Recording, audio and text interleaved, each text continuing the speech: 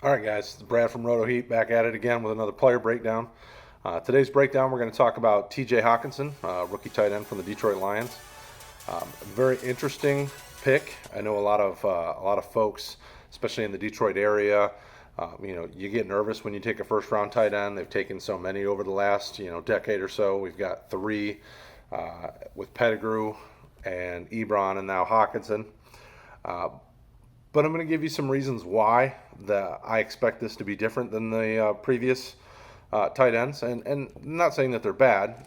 Pettigrew had a fair career. Injuries kind of cut it short, and athletic ability didn't help either. He wasn't really the most talented.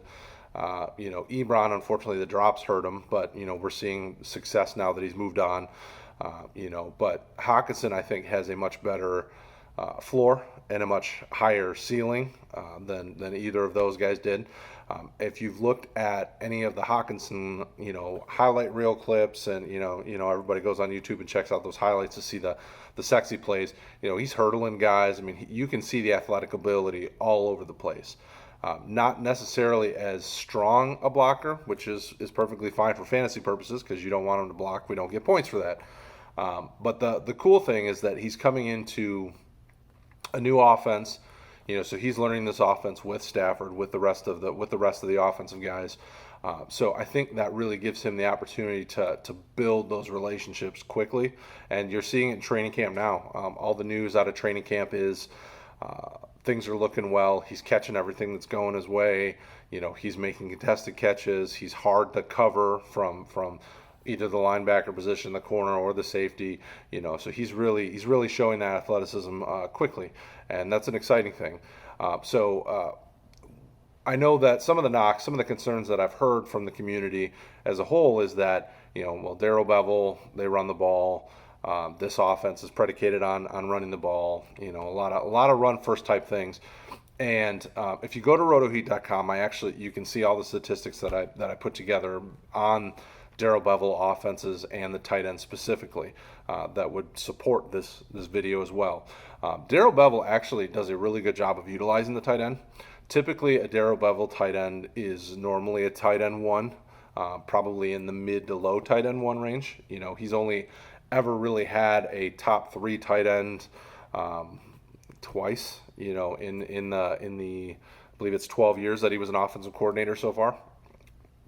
Now, I would expect from Hockenson, rookie tight ends typically take some time to develop, and Hockenson's not going to be any different. I would expect him to give you tight end two numbers this year. Something in the range of 400 to 600 yards, and probably 3 to 5 touchdowns would be fair. I wouldn't say that. He's somebody that I could see jump off the page quickly and really progress quickly in year one as a tight end. He could go. So statistically speaking, if you look at my article on RotoHeat.com, the average for a Bevell tight end is somewhere around 600 to 700 yards and around 6 touchdowns. I could build the narrative that he does that this year, especially with the fact that he's probably behind Marvin Jones and Kenny Golladay. He's probably their third receiving option on the team. Probably kind of the third read in a lot of cases because of his abilities and his skills as a receiver. So there's definitely potential for him to break the mold for rookie tight ends and really to be succeed. But I don't bank on it. I never really set rookie tight ends up for failure like that. I don't want them to to fail. So I kind of go with the medium or maybe even the low end, and just to be safe. But I would expect a tight end 2 year out of him this year, and then moving forward, you could see some tight end 1 seasons out of him. So that's what I got on Hockenson. He's a guy that they drafted high for a good reason. He's got all the ability in the world. So don't be afraid to take him where he's being drafted. His current ADP is 140, and that's perfectly fine.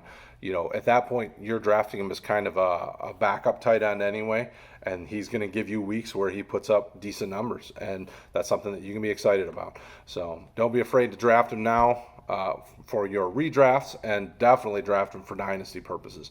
You're in tight end premium, he's probably a top 7 pick, in my opinion. If you're drafting him in just kind of regular old single QB standard leagues, he's probably around 10 to 12. If you're in super flex type situations where there's really no extra value on the tight end, he's probably another 10 to 12 range type guy. But either way, draft him knowing that you've got your stud tight end for the. Don't forget, make sure you hit the subscribe button and notification bell so you don't miss any more fantasy football content from the RotoHeat.com team. Also, right there, playlist. Hit it. Watch the videos. Do it. You want to. Do it.